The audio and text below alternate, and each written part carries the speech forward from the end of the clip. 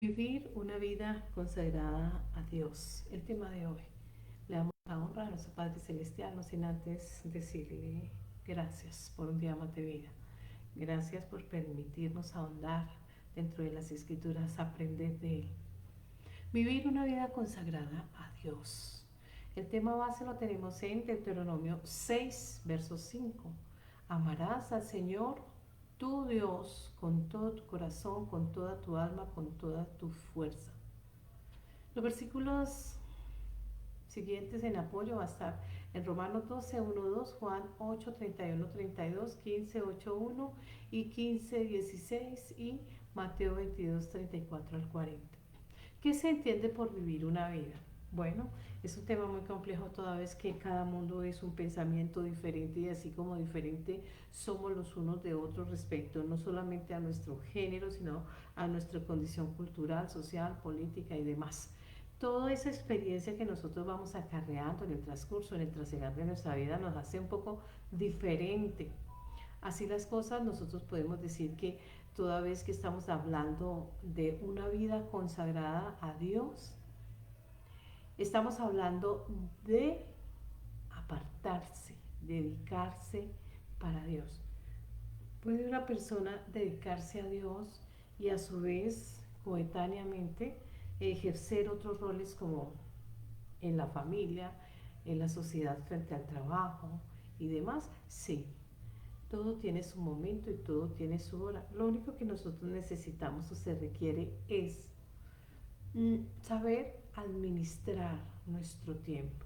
Esa mayordomía que nosotros ejercemos en este plano terrenal, en el trasegar de este mundo terrenal, nosotros cumplimos un rol de mayordomos. Recuerden ustedes que toda la creación tiene un dueño. En Génesis 1.1 dice que en el principio creó Dios todas las cosas. En Juan 1 dice que ese principio por el cual fue inspirado y se realizó todo se llama Jesucristo, está en la persona de Cristo. Y a Él se sometió y se subordinó y se sujetó todo lo existente. En ese orden de vida, Él es el dueño y el propietario de todos y de todo lo que existe en este plano terrenal. Amarás al Señor tu Dios con todo tu corazón, con el alma, con los sentidos. Está pidiendo y está demandando enamorarse de Dios. ¿Cómo enamorarnos de alguien que no conocemos? ¿Cómo enamorarnos de alguien que no podemos ni medianamente palpar? Esto y otros cuestionamientos los iremos desarrollando a medida y en la medida en que se desarrolle esta conversación. Disponer de lo necesario para vivir será aquello que nos da esa felicidad. Disponer de todo lo necesario para vivir. Yo creería que, y esta es una perspectiva a través de mis ojos personal, diríamos, se requiere de Dios. Si el dueño de todo esto y lo que lo contiene, este mundo terrenal, es Dios y Él sostiene todo bajo su poder, bajo su lineamiento, es necesario que en la vida personal haya cabida a ese dueño de todos, incluyéndonos a nosotros. Hacerlo parte de nuestra vida. Para muchos quizás algo traído de los cabellos, para otros algo tremendamente difícil, además de abstracto, a otros imposible, para otros solo es cuestión de perspectiva. Una existencia con sentido, no un vivir por vivir. Una existencia con sentido.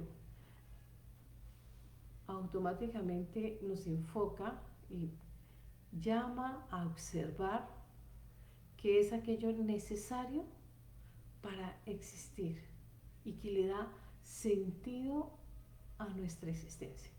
Algunos dirán los hijos, el esposo, el trabajo, la juventud, la fama, el poder, etcétera. Cada uno tendrá una respuesta diferente en este mar de ideas y en pluralidad del pensamiento. Sin embargo, nosotros cada vez que estamos hablando de cómo se entiende vivir una vida, estamos hablando y estamos relacionándolo con disfrutar. Y cuando estamos hablando de disfrutar, automáticamente nuestra mente nos lleva a deleites. ¿Y cuáles son esos deleites? Entonces, subjetivamente habrán muchas y disímiles respuestas. Cada uno tendrá una manera diferente de dirigir su propia vida, de tomando el timón de la vida en el rumbo y en el trasegar terrenal. Cada uno ejercerá diferentes estrategias, escribirá diferentes formas de vida y cada uno a su estilo tendrá su experiencia de vida. Sin embargo, nosotros en esa capacidad de raciocinio como especie, digámoslo, privilegiada en cierto sentido, en cuestión del raciocinio, podemos ejercitar la razón y desarrollar esos maravillosos procesos de conocimiento, procesos investigativos, procesos de aprendizajes y demás. Y entonces empezamos a adquirir un conocimiento, bien sea fundamentado en la ciencia o fundamentado en la experiencia o aprendido, meramente aprendido por casi diríamos que por inercia. Ahora bien, casi siempre nosotros entendemos vivir la vida y cuando hablamos de este término nos encontramos con muchas personas que no tienen respuesta a cómo vivir la vida. Están perplejas, a veces atiborradas, a veces están paralizadas, generan miedo a esta existencia, están paniqueadas, diríamos en término colombiano. El pánico las tiene absortas porque no tienen respuesta, no le hayan sentido a la vida. Porque en su percepción, desde su mirada individual, hay muchos cuestionamientos y muchas preguntas sin respuesta. A su vez hay muchos vacíos, a su vez hay muchos inconvenientes. Cada una es muy disímil de la otra, pero bueno, el tema es aprender a dirigir nuestra vida y poder adquirir o lograr la capacidad de tomar decisiones propias, pero decisiones que impliquen responsabilidad, perdón, decisiones que impliquen ese compromiso, que impliquen ese esfuerzo, que impliquen ese sazón. Si bien es cierto, la vida está llena de muchos momentos, unos álgidos, unos más que otros, unos muy alegres, etcétera. Cada uno tiene su sazón, todo es diferente. Es allí donde está la belleza de este mundo terrenal, en que hay una cantidad de pensamientos y una cantidad de proyectos y una cantidad de visiones, misiones o de propósitos, y en todas ellas le da ese colorido como si estuviéramos frente a un collage, frente al mejor maestro o pintor, quien en su lienzo empieza a explotar una lluvia de ideas con un colorido despampanante. Para otros no, su paisaje está en gris, su paisaje está en crudo. Tomar decisiones, saber dirigir, aumentar la autoestima, adquirir responsabilidades, entender, aprender a encontrar sentido, ser útil, saber que somos dignos, que todos los seres humanos, sin excepción, son importantes para Dios. A veces nos sentimos que no le interesamos a nadie, pero eso es una percepción personal. Hay personas, siempre habrá alguien a quien nosotros como personas le interesamos y nos da ese lugar de dignidad. Y el primero de todos ellos es Jesucristo. Él ha dejado consignado en su legado un legado abierto, no está cerrado, está abierto para todo aquel o aquella que decida sumergirse en la lectura de ese testamento, sea el primero o el segundo, el inicial o aquel que refuerza lo inicial, y nos va a decir cuán importante nosotros somos como personas, como creación de Dios, en la máxima que el hombre, el ser humano en ambos géneros, es la máxima de toda la creación y goza de ese privilegio de ser dueño, amo y señor, de ser mayordomo, de ejercer mayordomía, es decir, un buen administrador de todos los recursos terrenales y esos recursos que goza. Algunos, todos en una dimensión diferente, el valor de cada uno de ellos lo dará cada individuo en cualquiera de los dos géneros. Ahora bien, proceso de aprendizaje. Desde el momento que es considerado vida. ¿Qué es vida? Puede decirse que vida es aquel interregno entre el momento en que se nace y el momento en que se muere. Ese segmento desde que parte desde el momento de la concepción hasta el momento en que se muere una persona es lo que es considerado vida. Ahora bien, estilo o calidad de vida, cada uno lo va a desarrollar según el sentido que le otorga o el valor que le dé a esa existencia. Nosotros pues poseemos la capacidad como seres racionales de tomar decisiones y elecciones libres. Tomar decisiones, hacer elecciones, manifestar mi voluntad, realizarla, ejecutarla, son solo capacidad del ser humano. ¿Por qué? Porque hemos aprendido a ese barco, llamémoslo así, llamado vida, tiene un timón y ese timón tenemos que volvernos habilidosos, tenemos que aprender a conducir, como cuando nosotros vamos a tomar un curso de conducción. Y cuando vamos a hacer ese curso de conducción, nos vemos abocados no solamente a ir, inscribirnos, pagar esa admisión en esa inscripción para ese derecho de capacitación, sino que también debemos de cumplir unas horas prácticas y unas horas teóricas. Las teóricas nos van a anunciar a nosotros y nos van a dar a conocer normativa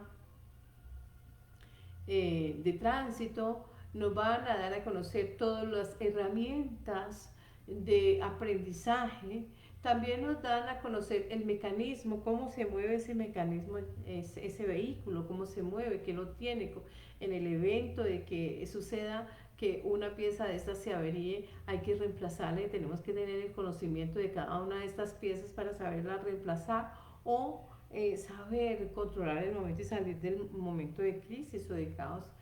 Y es allí donde empezamos a aplicar ese conocimiento adquirido en lo teórico. Lo aprendimos en un aula de clase y lo vamos a llevar a la praxis, ahí en el vehículo, en el momento en que falló una bujía, quizá falló los frenos, el demás. ¿Por qué? Porque en lo teórico se nos enseñó a aprender a realizar ciertas actividades de las cuales no éramos diestros. Así sucede cuando estamos hablando de la vida. Hay un manual de vida llamado por muchos, en su mayoría, la Biblia.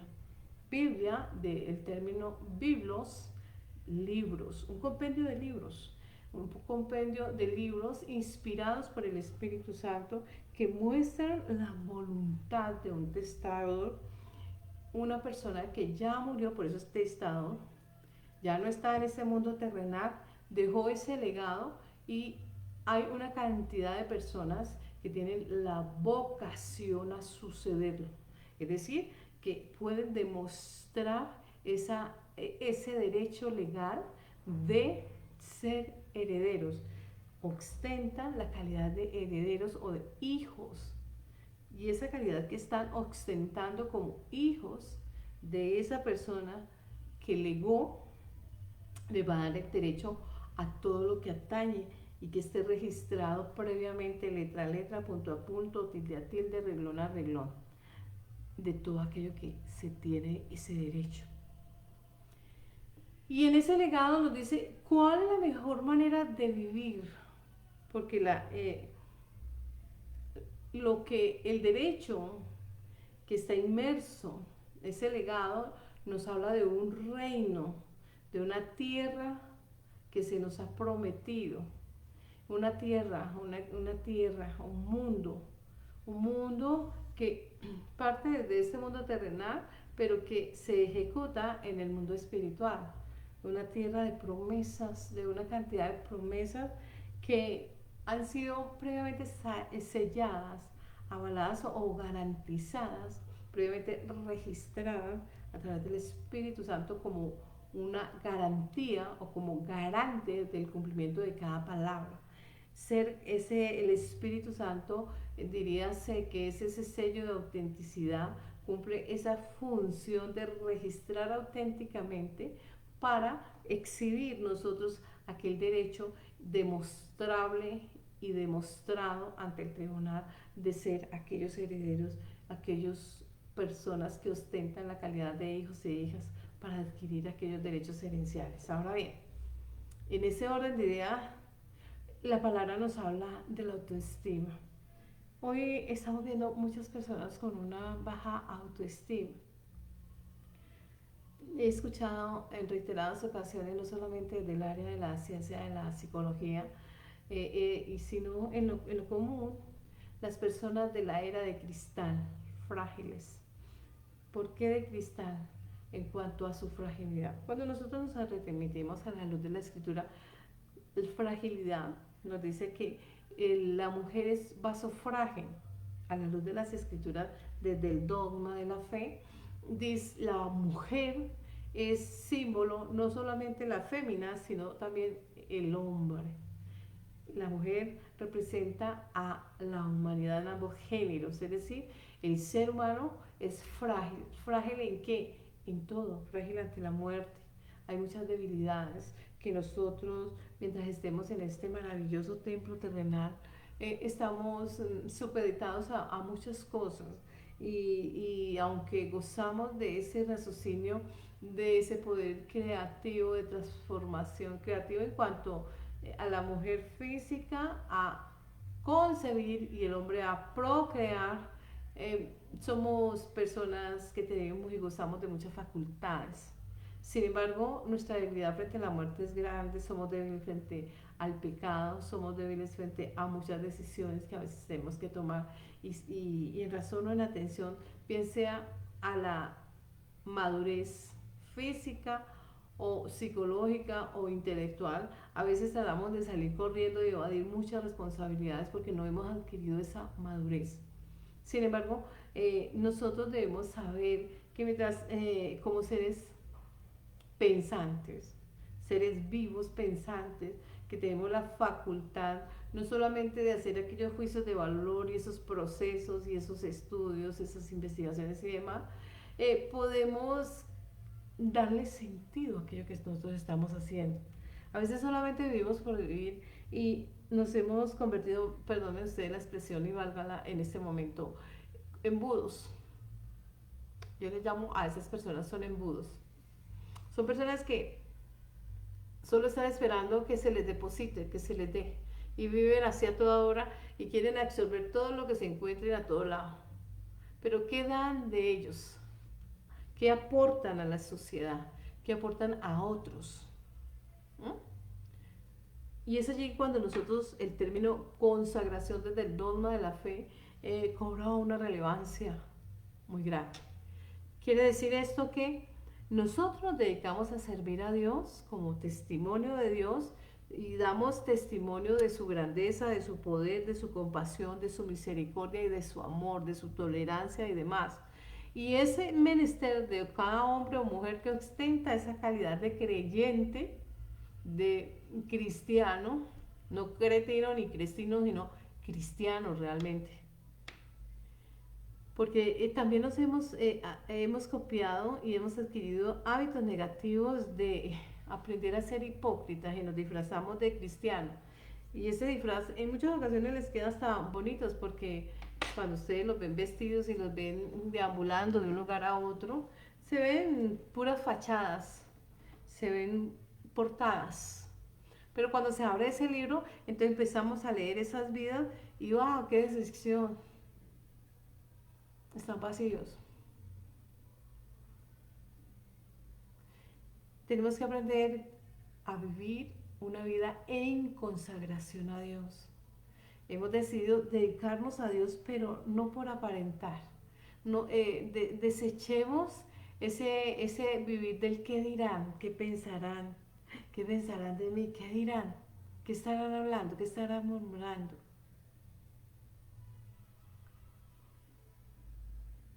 Tenemos que aprender a ser tal cual somos. No tenemos que aparentar, solo tenemos que ser, corregir y en aquellos errores, falencias, fallos, hierros, equivocaciones y fortalecer aquellas debilidades. Es decir, si hay cosas en las que nos quedamos cortas, nosotros empezamos a fortalecer, siempre y cuando sea algo positivo que me va a construir a mí, pero también va a construir y a edificar a otros. Es existir con sentido, esa capacidad de existir con sentido, porque hemos aprendido que todos lo que estamos en este mundo terrenal y lo que está en este mundo está a disposición de nosotros, y todos nos tenemos que aprender a ensamblar, aprender a ser personas incluyentes, aprender a ser personas observadoras, pero críticas, pero desde una postura buena, sana crítica, porque hemos confundido la sana crítica con cuando le damos ese tinte, le damos esa cizaña, le damos esos tintes de maldad. Entonces ya no estamos hablando de una crítica constructiva, estamos hablando de destrucción, de perversión. Tener lo que nosotros entendemos por una vida, vivir la vida, es necesario que tengamos claros estos conceptos. A veces cuando hablamos en lo coloquial con una persona le dice, oye, tienes que vivir la vida, pero vívela en debida forma. Porque automáticamente dice vivir la vida, entonces nos conlleva a desorden, desborde, sin límites. Y allí los extremos vician. Cuando no sabemos encontrar los límites, cuando nos desbordamos, cuando llegamos y empezamos a correr, nos desbocamos, porque no tenemos claro, no vemos el direccionamiento y hemos perdido la visión y la misión, por ende los objetivos perseguidos. Tenemos que enfocarnos y concentrarnos un poquito en estas cosas y aunarlo a aquel paquete de principios y valores, aquel paquete de autoestima, aquel paquete y lineamientos de los parámetros o límites que son las que nos hacen convivir, aquellas reglas que nos hacen convivir en armonía. Mi derecho va donde empieza el tuyo va donde termina el mío. Y es así donde nosotros empezamos a tener ese porte de dirección, de ser buenos administradores de nuestra vida. Ahora bien, ¿qué es el sentido de nuestra vida? Es la manera de percibir el mundo, así como de ver nuestra existencia. ¿Qué quiere decir esto? Todo tiene su significado. Cada cosa tiene un significado y además profundo. La vida no es la excepción. Cuando le damos ese significado y hemos aprendido, hemos capturado ese sentido de comprensión y de interpretación y de valor y significado de vida, lo acondicionamos a seguir esos lineamientos, esos derechos y esos deberes. Y entonces nosotros empezamos a darle sentido a nuestra vida, determinar ese fin, condicionar nuestras acciones. Eso lo dice Erich Fromm. De manera que nosotros vamos experimentando cada minuto, cada segundo, segundo a segundo, minuto a minuto, día a día, año a año, y vamos aprendiendo a moldear nuestra existencia. Lo que nos llama no solamente a ser dueño de nuestra motivación, en el ánimo de darle sentido a la existencia, sino también lograr una satisfacción de estabilidad. Tenemos que aprendernos a enamorarnos de la vida. Desde el dogma de la fe, la vida tiene una imagen, un físico, es Jesucristo. Dijo, yo soy la vida, yo soy la verdad, yo soy el camino, pero soy la vida también. Dice, no me quitaron ustedes la vida, yo la ofrendé, pero también la tomé y resucité para que conmigo ustedes resuciten, porque tengo el poder de insuflar y otorgarles vida. Cuando leemos estas palabras maravillosas en boca del Verbo de Dios, una palabra hecha persona, entonces vemos la vida no solamente desde la esfera de lo físico terrenal, sino una vida que va más allá del mundo terrenal, una vida que trasciende a la esfera espiritual. Y qué mejor saber de que la esfera espiritual la podemos entender y nos podemos iniciar desde este mundo terrenal y podemos empezar a desarrollarla a través de Cristo. Él es ese ejemplo o ese patrón o ese mapa, modelo a seguir de vivir una vida con sentido y en debida forma. ¿Por qué con sentido? Porque desde el primer momento que Él está puesto en escena en la vida humana, Él encontró el propósito y le dio sentido no solamente a su vida, que era dar y otorgar vida a la humanidad, hacer que retornara a Él esa humanidad que se había perdido y que se había desalojado del paraíso para hacerla retornar al lugar de donde se fue expulsado, sino también le enseñó al hombre a encontrarle, le enseñó al hombre a seguirle, le reveló al hombre el camino por el cual tenía que regresar. La vida desde lo físico, el saber disfrutar de ella y sobre todo el aprender a saber vivir sin desbordes, sin exageraciones, sino medidamente, porque todo en exceso vicia. Entonces empezamos a ver y hablar de términos y condiciones. Hablar de estas dos palabras, términos y condiciones respecto a la vida propia, es ideal. Es ideal, ¿por qué? Porque nos va a ayudar a la hora de hablar de anhelos, de sueños, de metas, y más cuando se habla de metas exitosas. Porque nosotros hemos visto y hemos iniciado algo a través de una misión y una visión y nos vamos proyectando hacia una meta. Algunas personas colocan metas cortas y otras metas largas. Cada uno decide porque la estrategia de vida se va a correr y es comparable a la luz de la escritura en boca de Pablo, lo compara como una maratónica. Una maratón donde todos parten desde el mismo punto de partida y todos tienen una misma meta. Y es allí donde cada uno, bajo su perspectiva o percepción, desarrollará las habilidades, las cualidades, desarrollará los mecanismos, desarrollará las estrategias para lograr ese sentido de la vida, una vida exitosa. Y si quiere lograr una vida exitosa, no es otra cosa que aprender por qué está en este mundo terrenal y para qué.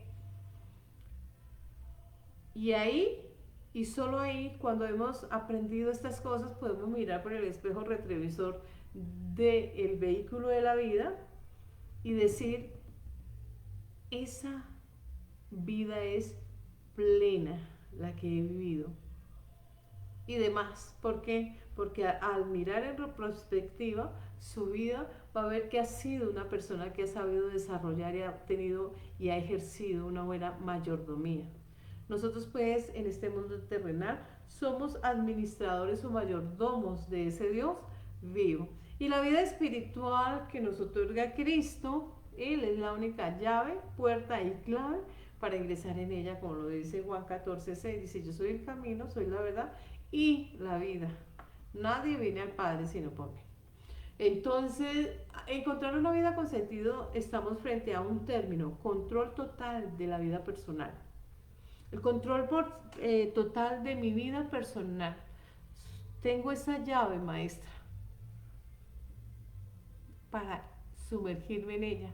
Tengo el control, el dominio y he adquirido la maniobrabilidad para encontrar y hacer y cumplir, ejecutar esa misión, esa visión.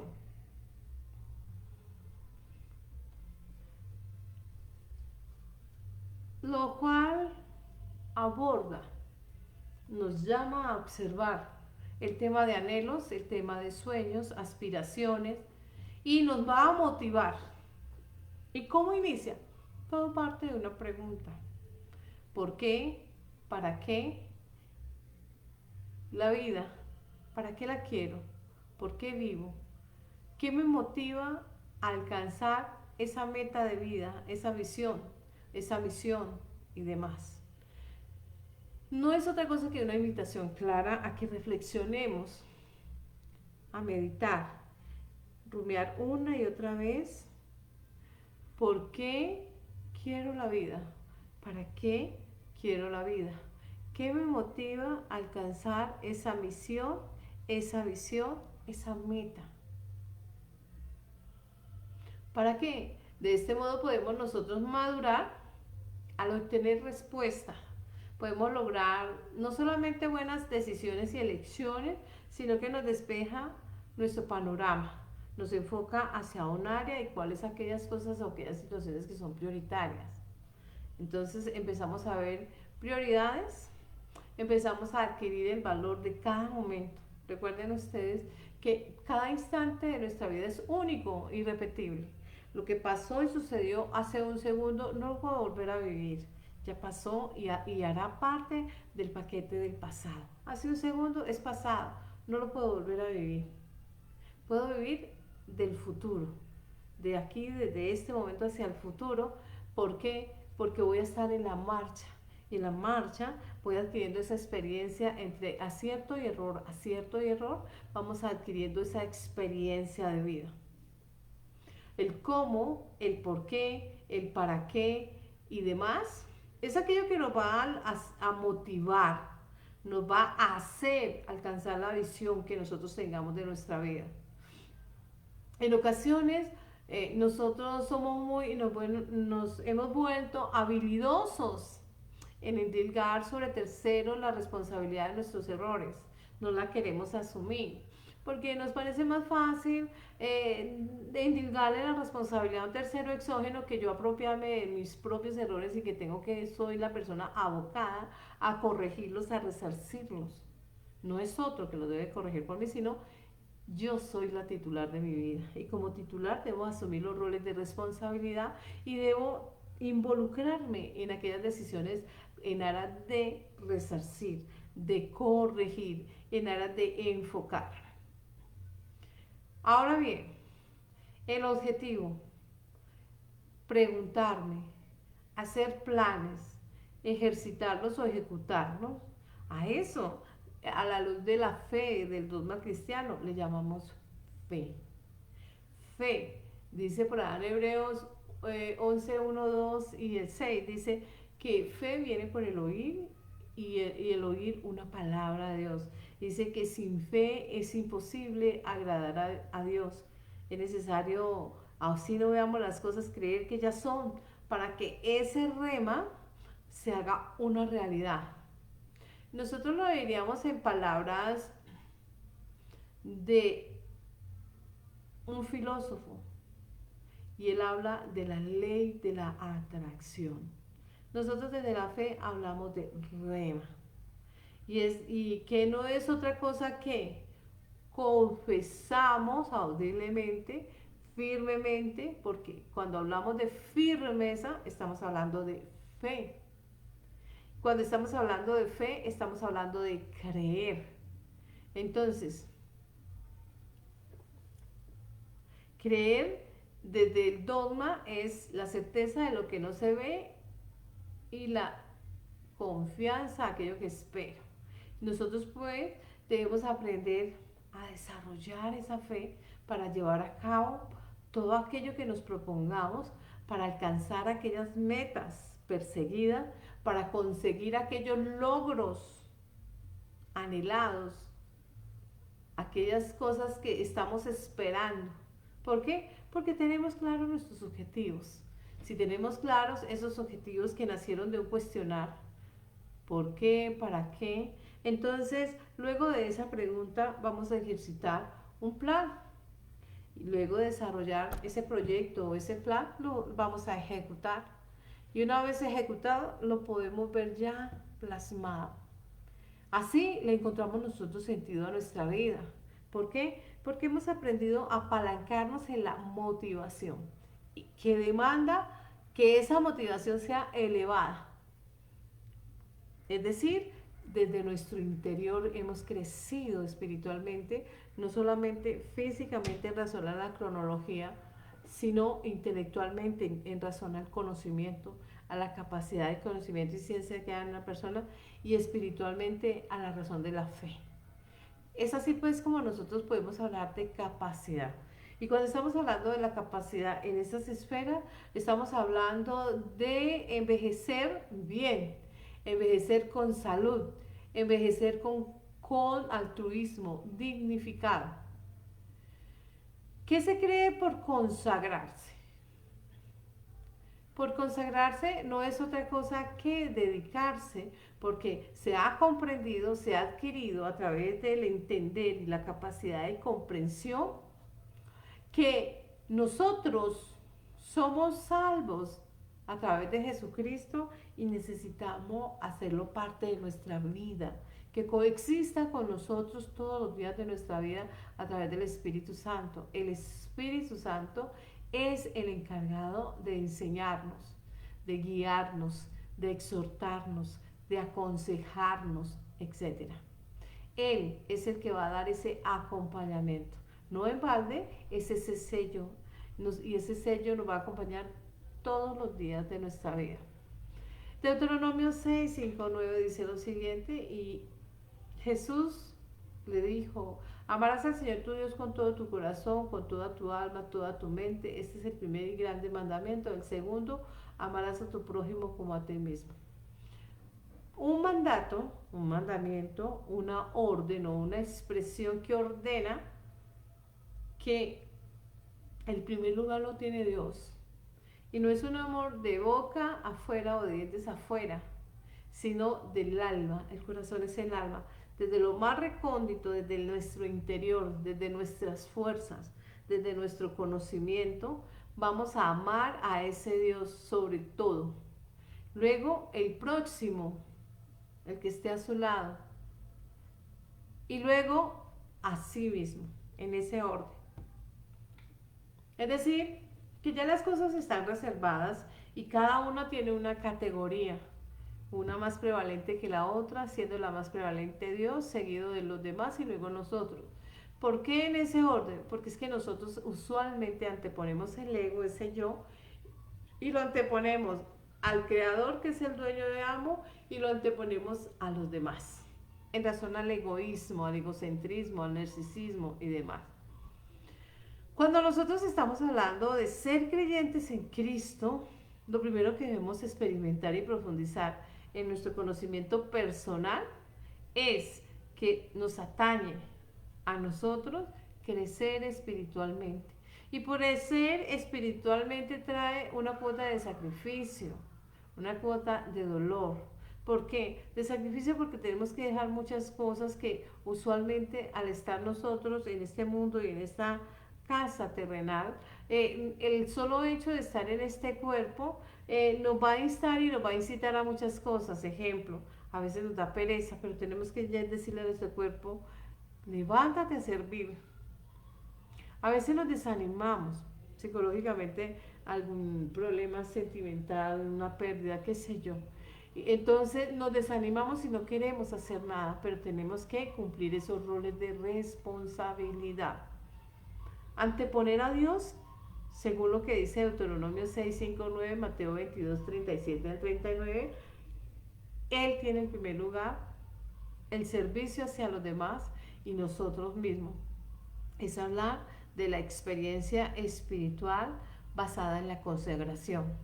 Nosotros pues debemos aprender a realizar todas y cada una de ellos. En Romanos 12:1 dice lo siguiente: así que, hermano, os exhorto por las compasiones de Dios que presentéis vuestro cuerpo en sacrificio vivo, santo, agradable a Dios, que es vuestro servicio racional. Recuerden ustedes que nosotros como humanos gozamos del raciocinio, es decir, hacemos juicios de valor, miramos el peso y el contrapeso y empezamos a hacer el valor entre lo terrenal y lo espiritual.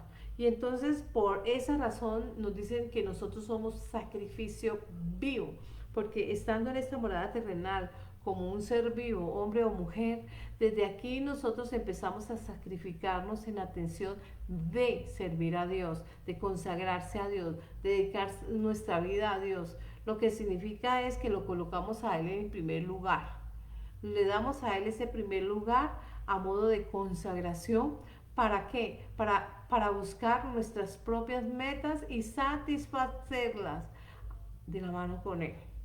Es así como nosotros empezamos a decirle a Dios de alguna manera implícita, empezamos a decirle, mi vida es para ti, te pertenezco, ya no vivo yo, Cristo vive en mí. ¿Para qué? Para mi logro espiritual, la satisfacción de mis metas. Ahora bien, nosotros vemos que consagrarnos a Dios significa andar en ese camino. ¿Y quién es el camino? Jesucristo.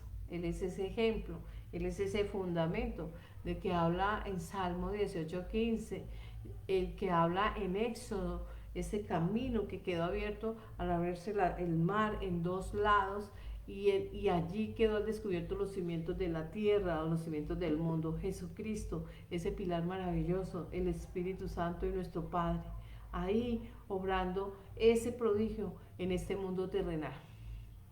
La pregunta que daría lugar automáticamente es que debemos permitirle a Dios que obre en nosotros. Cuando no le permitimos a Dios el obrar, sino que nos anteponemos a Él en razón de aquellos vicios como el egoísmo, el narcisismo, el egocentrismo y demás, entonces estamos impidiéndole a Dios ejercer su poderío y señorío en nuestra vida, porque nos insubordinamos, no queremos obedecer o nos rebeldizamos.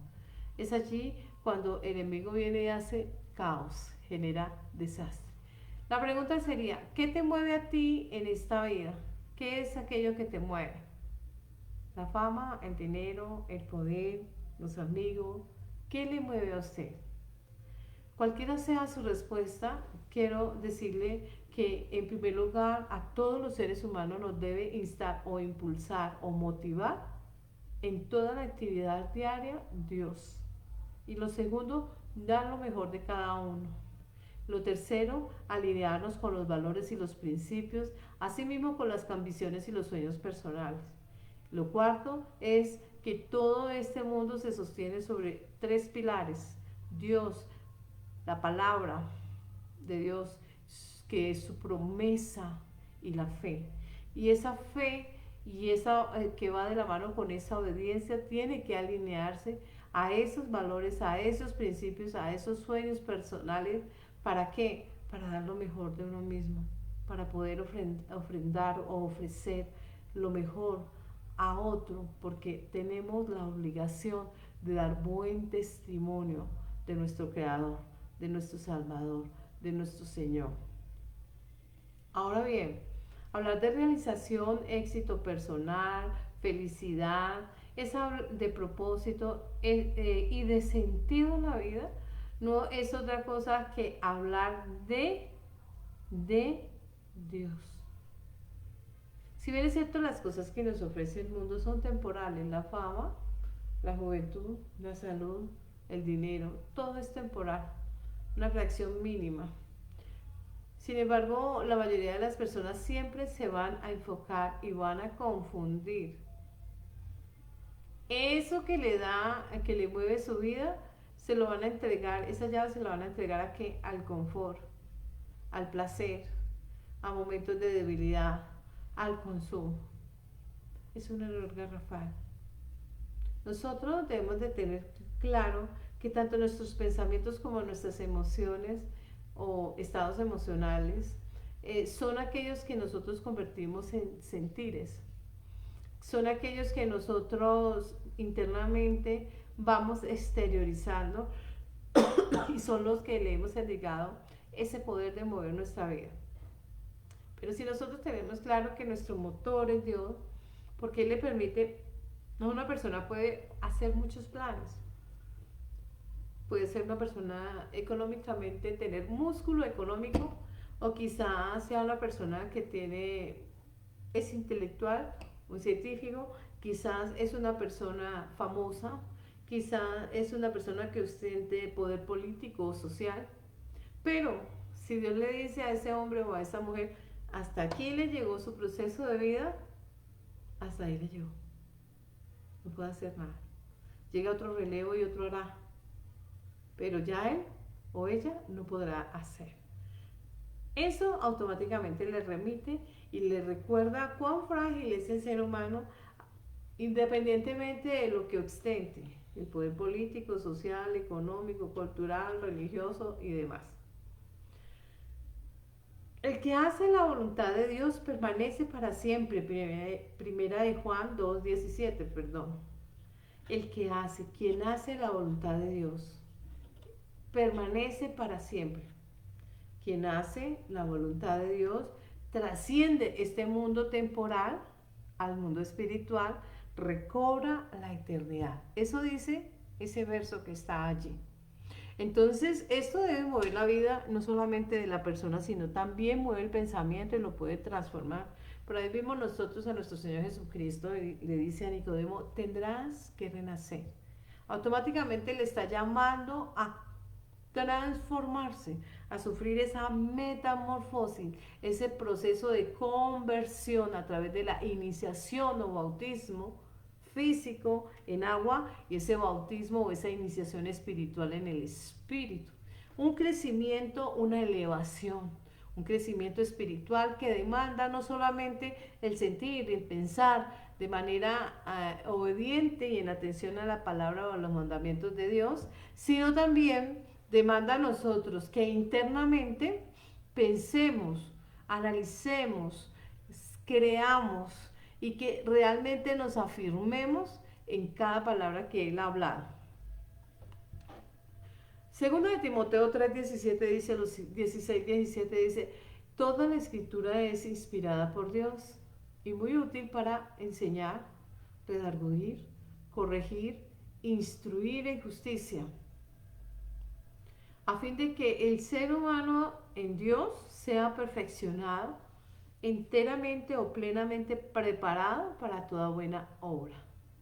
Asimismo, encontramos una cita, Efesios 4:17-24, reza en lo siguiente. Pues digo esto, requiero en el Señor que ya no andéis como otros gentiles. Recuerden ustedes que el término gens viene del derecho romano gente, gens. Andad en la vanidad, entonces, perdón, que ya no andéis como otros gentiles que andan en la vanidad de la mente o vanidad mental, teniendo el entendimiento entenebrecido, ajeno de la vida de Dios por la ignorancia que hay en ellos. Cuando una persona desconoce de Dios, es ignorante. ¿Por qué?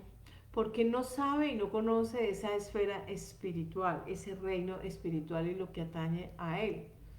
Por eso dice en el verso 18 de Efesios 4, dice que teniendo un entendimiento entenebrecido, es decir, viviendo en la ignorancia, ajenos de todo aquello que atañe a Dios y de las promesas que están inmersas en ese mundo espiritual para todo aquel que lo quiera tomar. Y dice lo siguiente, por la ignorancia que hay en ellos, la dureza del corazón, los cuales después de que perdieron toda sensibilidad, se entregaron a la laxivia para cometer con avidez toda clase de pecado. Ustedes habéis aprendido así de Cristo, si en verdad habéis oído y habéis sido enseñados por Él, conforme a la verdad que está en Jesús, en cuanto a la pasada manera de vivir, a ese pasado sin Dios. Despojados de ese viejo hombre que está viciado, lleno de vicios, carente de muchas cosas, conforme a los deseos engañosos, renovados en el espíritu de vuestra mente y vestidos del cuerpo de hombre creado según Dios, en justicia, santidad y verdad. Es así como nosotros empezamos a mirar y a encontrar el sentido. Si nosotros le damos lugar y cabida a aquellos vicios, aquellas vicisitudes, aquellos asuntos aprendidos erróneamente, si seguimos viviendo en esos vicios, pues vamos a vivir engañados porque habremos tomado distancia de Dios y una brecha muy amplia, estar alejados de Dios. Y si tenemos una vista muy corta, no alcanzamos a mirar aquellos propósitos. Es así pues como nosotros podemos entender que cada vez que estamos hablando desde el dogma de la fe, justicia, santidad y verdad son tres pilares sobre los que descansa el cristianismo. Nosotros tenemos que sufrir esa metamorfosis. Cada vez que nosotros a la luz escritural estemos hablando de bautismo, estamos hablando de iniciación o una introducción en un navegar del mundo de lo espiritual en Cristo. Ahora bien, ¿qué es lo que le da significado a la vida? Lo que le da significado a la vida del hombre es Dios, con todas sus palabras en mayúsculas. Si quieren, pónganla en Antón 190, la letra que ustedes quieren en fluorescente. Es quien le da vida al ser humano. Podemos nosotros estar atrapados en la finitud de este cuerpo temporal en un término de 120 años, Génesis 6.3. Sin embargo, desde esta finitud del mundo terrenal, es decir, una naturaleza humana, podemos comprender plenamente el ámbito espiritual o lo relacionado con Dios, pues no en balde tenemos un abanderado, un ícono, un nombre que está enunciado en la ley, Abraham, y a él se le otorga el nombre de fe. ¿Por qué es un hombre de fe? Porque no negó su hijo. Él tenía otro hijo, Ismael, la parte oscura de Abraham. Sin embargo, nosotros vemos cómo en Isaac estaba la promesa, un hijo adquirido en la vejez. Sin embargo, no negó a Dios su hijo, porque ya el sustituto, el cordero que estaba enredado en una zarza, allá en ese monte de Moriah, en el monte de Jehová será provisto, Génesis 20:10 y verso 8, Él es ese Cordero de Dios, Cristo. Entonces, Abraham es ese emblema que nos dice a nosotros y a todo el mundo, y quien abre el camino para ejercer un camino en relación con el pacto de Dios hombre en el primer pacto, y ese Abraham y ese hombre de fe es Jesucristo, camino que nos afirma, que nos dice que en él se personifica ese siervo sufriente, ese Cordero de Dios, ese sumo sacerdote, el Salvador, el ungido, el Rey de Reyes y Señor de Señores, bendito el nombre de nuestro Señor Jesucristo. Por lo tanto, no hay naturaleza humana donde no exista Dios. ¿Por qué? Porque la concepción de la persona sin Dios es finita, encuentra límites y se puede atiborrar y puede entumecer y puede nublar y puede paralizar y puede dejar perplejo a cualquier persona que no esté preparada. No así al hombre con Dios, porque el hombre con Dios, él ha entendido el principio del existencialismo y sabe que Dios es un pilar muy grande en la vida humana. Nosotros pues, al aprender términos como propósito de vida, sentido de vida, nos va a ayudar no solamente a ser personas coherentes, consecuentes entre lo que pensamos, sentimos, decimos y hacemos, sino también empezamos a ser coherentes en nuestra familia, en nuestro trabajo, en nuestra sociedad, en todo aquello que realizamos. ¿Por qué? Porque hemos entendido que portamos dones y portamos talentos que proceden de Dios. La vida es el don de Dios. La paz, don de Dios. Bueno, no terminaría de nombrar todos esos regalos y esos galardones que Dios nos da cada segundo, cada instante. Y esto es lo que a nosotros como personas son fuente de nuestra visión, de nuestra misión, y podemos ejecutar bien aquellos propósitos. ¿Por qué? Porque le hemos dado sentido a nuestra vida a razón de que nos hemos motivado de que hemos aprendido y hemos escogido hacer el bien. Dice en Deuteronomio: frente a ustedes he colocado la vida y la muerte, el bien y el mal. Escojan la vida para que vivan ustedes y sus descendientes. El Señor es esa vida y nosotros agarramos esas promesas, nos apropiamos de ellas y las hacemos, las remitimos a generaciones futuras.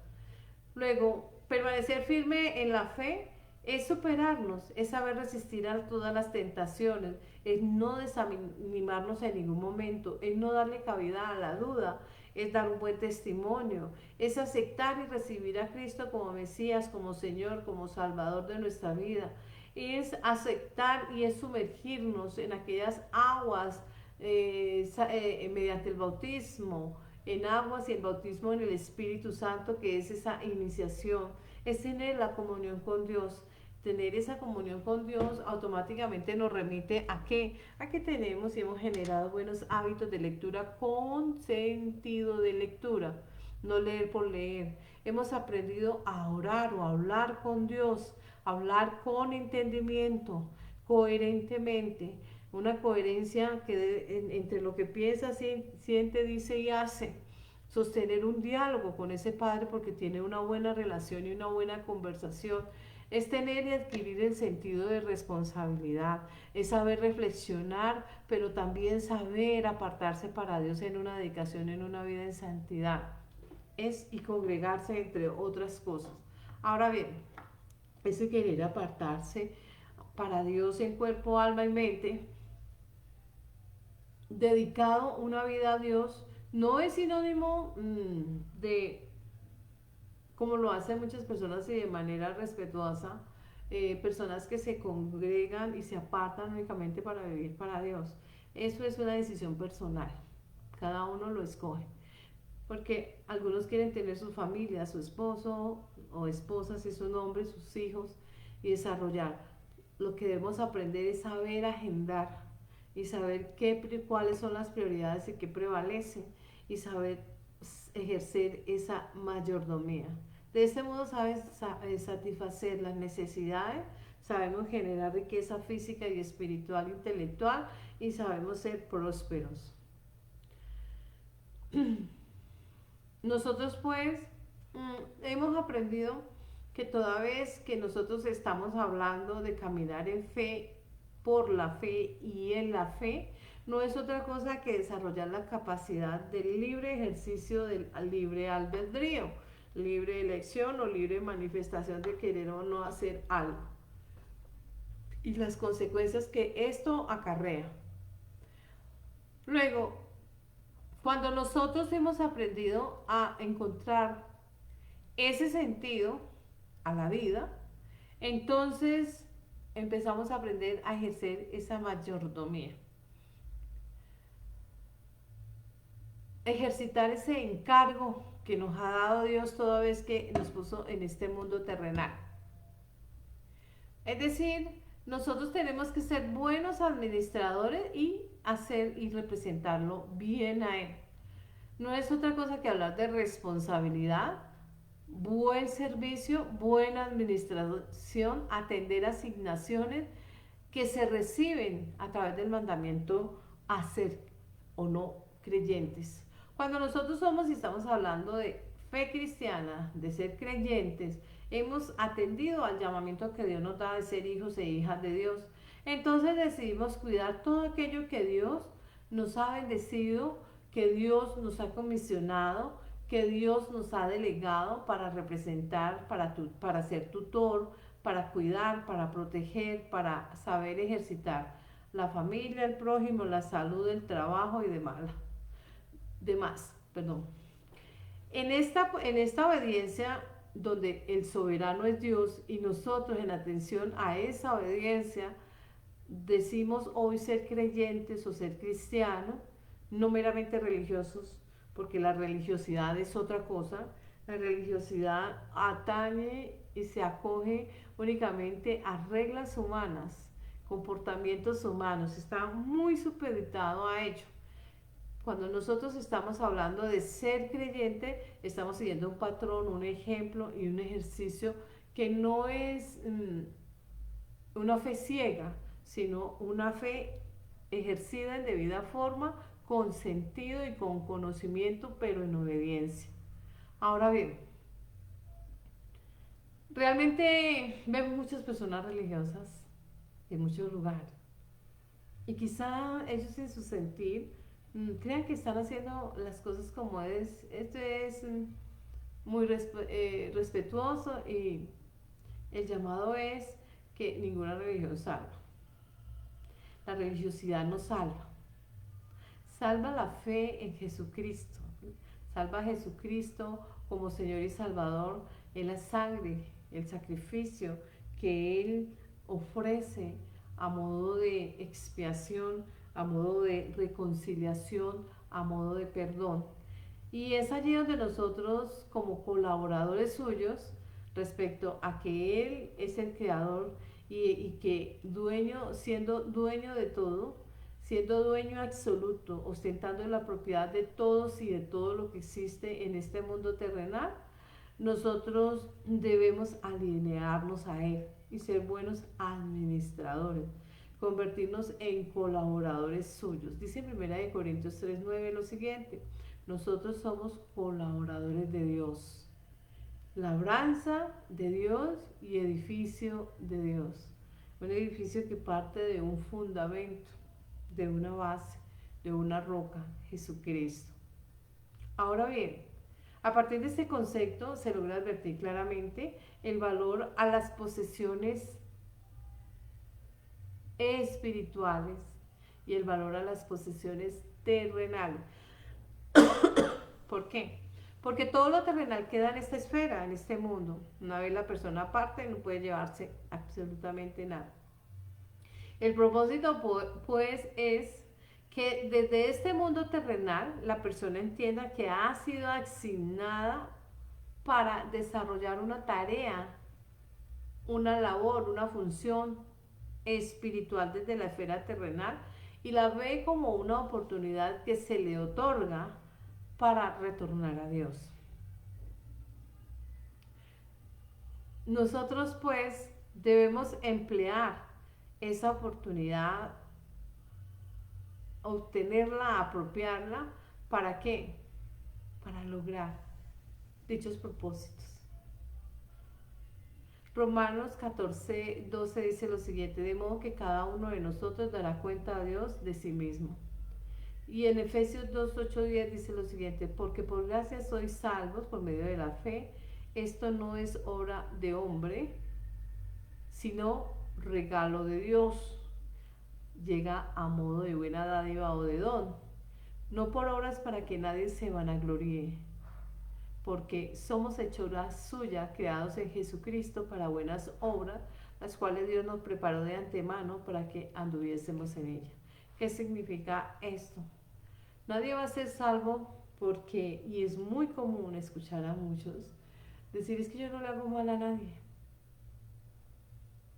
Yo trabajo, y entonces empiezan a enumerar méritos propios, méritos de humanos, cosas banales y triviales, cosas del mundo terrenal perecedero, que no tienen ninguna injerencia en el mundo espiritual, porque dice a la luz de la Escritura que aquello que tiene valor en el mundo espiritual se llama Jesucristo, toda su obra, todo su ejemplo, la palabra de Dios, el Espíritu Santo, y tenemos que hacer uso de ella. Por eso dice, no por obras para que nadie se vanagloríe. Ahora bien, nosotros vemos un ejemplo de mayordomía. Nosotros vemos el hijo pródigo que está ustedes lo leerán con más tiempo, en Lucas 15, del 11 al 32. ¿Qué dice Lucas 15, del 11 al 32? Que había un hombre y que ese hombre tenía 2 hijos. Y de esos 2 hijos, uno de ellos decide hablar con él y pide a él que le dé la herencia. Pide una herencia porque él considera, diríamos a términos de hoy, válganme ustedes el término, todo lo que él tiene derecho en calidad de hijo. Él considera que por el hecho de ser hijo, los bienes que porta su papá ya él puede disponer de ellos. No, tiene un titular y está vivo. Es decir, que a veces nosotros nos equivocamos. Vaya si nos equivocamos mientras estemos en este mundo terrenal. Pero este hombre es un papá considerado, de pronto siente compasión como cualquier padre frente a la ignorancia de su hijo y frente a su desborde, a su arrogancia, a su malcrianza, a su soberbia, decide en vida ya no darle su herencia, no, sino a modo de donación, donarle, regalarle lo que él considera que él sería merecedor después de la muerte de él en caso de legado. Y dice la escritura que este hombre despilfarró, dilapidó todo, porque de donde mucho se saca y poco se echa, se pierde la cosecha. Y como no nos cuesta, lo encontramos ya realizado, no sabemos valorar porque casi siempre nos consideramos el ombligo del mundo, en lo vulgar diríamos. Pero el centro del mundo está en la línea del Ecuador y tiene varios kilómetros por encima para poder recorrerla. El mundo no gira únicamente alrededor de una persona, el mundo gira alrededor de todas las personas con igual derecho, igual valor, pero la arrogancia, la soberbia, el orgullo, la altivez, la ignorancia, a veces son tan consentidos que nos volvemos atarbanes y groseros y malcriados y no sabemos conocer los límites y fácilmente pasamos las líneas del respeto. Y este hombre encontró que todo se acabó. Y al encontrarse con sus manos vacías, empieza a trabajar y ve que está siendo maltratado y que la vida no lo está tratando como bien. ¿Cómo lo va a tratar la vida bien si ha sido un gallán? No, le toca volver a donde su papá y su papá no tuvo ninguna recriminación. Un recibimiento como cualquier papá frente a su hijo. Estaba muy conmocionado, estaba muy enternecido del retorno de su hijo. Así es Dios cuando un pecador se convierte. Él no mira todos aquellos hierros, aquellas equivocaciones y aquellos desbordes, sino la compasión, la misericordia y el amor de un padre que siempre ostenta el amor hacia sus hijos y quiere lo mejor para ellos. Si ustedes siendo hombres saben dar buenas dádivas a vuestros hijos, ¿qué no dará Dios por su pueblo? Ahora bien, la particularidad de la mayordomía la define generalmente la persona como el propósito personal que tiene cada individuo en este mundo. Por eso somos mayordomos, todos y cada uno. El propósito de nuestra vida no es otra cosa que la oportunidad de trabajar de la mano de Dios desde este mundo terrenal para retornar un día a Él, para unirnos en su mundo espiritual como parte de su cuerpo, parte de ese gobierno en atención a la obediencia. También vemos en Lucas 12, del 42 al 48, se nos habla de un mayordomo fiel y prudente a quien se le ha dejado un encargo. ¿Para qué? Para que reparta la comida a su tiempo, para que sirva, para que cuando regrese el propietario encuentre todo en debida forma, bien administrado y demás. Y en atención a haber ejecutado bien el ejercicio de aquella comisión, entonces le ponga en alto, le reconozca, tenga una recompensa. ¿Será que somos buenos administradores de nuestra vida? El Señor nos ha confiado los hijos, el compañero o la compañera, según a quien vaya dirigido este mensaje. Nos ha dejado y nos ha encomendado ser buenos administradores de este mundo terrenal. Estamos cuidando la naturaleza, estamos cuidando los bienes, estamos administrando todo. ¿Qué estamos haciendo? En esa comisión dice, por tanto, id y hacer discípulos a todas las naciones. Una comisión que fue delegando en pares, dos de a par, los fue enviando en pares. ¿Para qué? Sencillo, dice de Eclesiastés que dos son mejor que uno. Si el uno cae, el otro lo levanta. Un nudo de tres dobleces difícilmente se rompe, siendo el tercer nudo Dios, para trabajar con compromiso, mancomunadamente, a conciencia, con responsabilidad, con compasión, con tolerancia. Una mayordomía no se refiere únicamente a que Dios toma algo de nosotros porque Él como propietario y dueño, entonces quiere tomar lo que es de Él. No, una mayordomía que nos enseña a nosotros a que tengamos una buena relación con nuestro entorno, con los que nos rodean, a tener una buena relación con nuestro Creador, porque nuestro Creador quiere una buena relación con nosotros, que nos enseña a ser responsable, que nos enseña a dirigir nuestra vida, que nos enseña a tener compromiso y dedicación y esfuerzo, a ser trabajadores honestos, reales. Ese es un método para que Dios derrame sobre nosotros esos galardones a modo de regalos o buenas dádivas o dones, como ustedes le quieran llamar.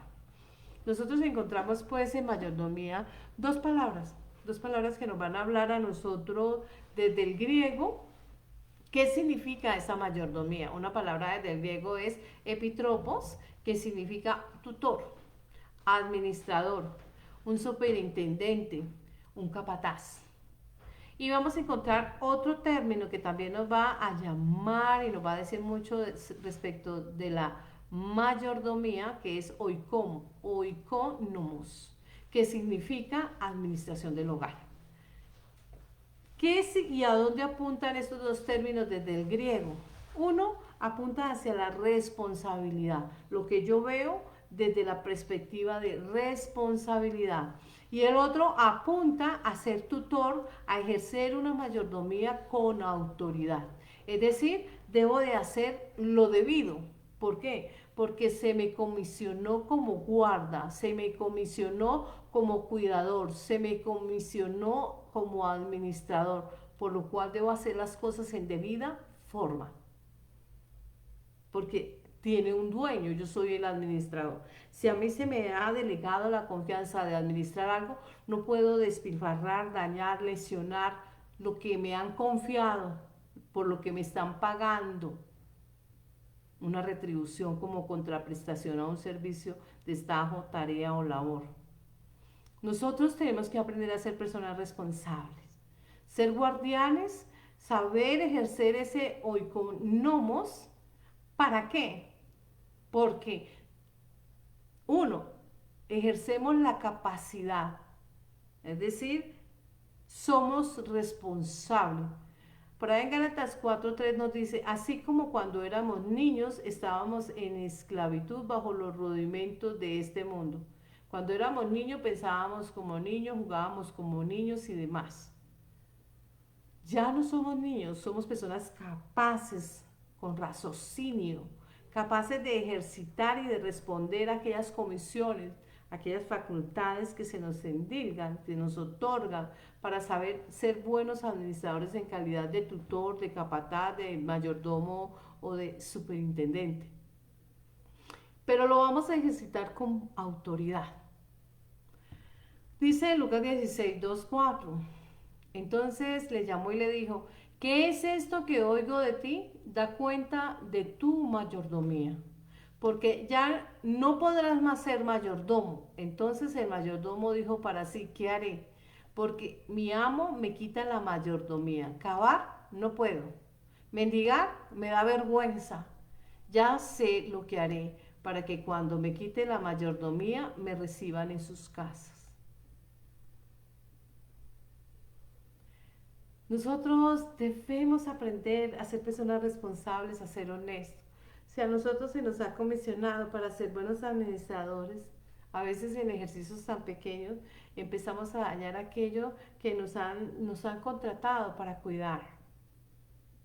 A ver, y venimos a valorar cuando ya se nos han quitado las cosas porque no supimos ejercitar una buena mayordomía. Nosotros estamos llamados y abocados a ejercer una buena mayordomía y a ser buenos administradores de un don que solo le pertenece a Dios. ¿Cuál? La vida. Nuestra vida le pertenece a Dios, no es nuestra. Debemos ser buen administrador y tutor de ella. Pero también le digo, entre tanto que el heredero es niño, de nada difiere del esclavo, porque depende de otro, dice la palabra. Aunque es señor de todo, sino está bajo tutores, mayordomos, tutores, procurador capaz, curadores hasta el tiempo señalado por su Padre. El tiempo señalado por el Padre para nuestra vida, solo Él conoce los términos de vida de cada uno de nosotros. Tenemos que aprender a ser buenos administradores y ejercer una buena mayordomía de nuestra vida.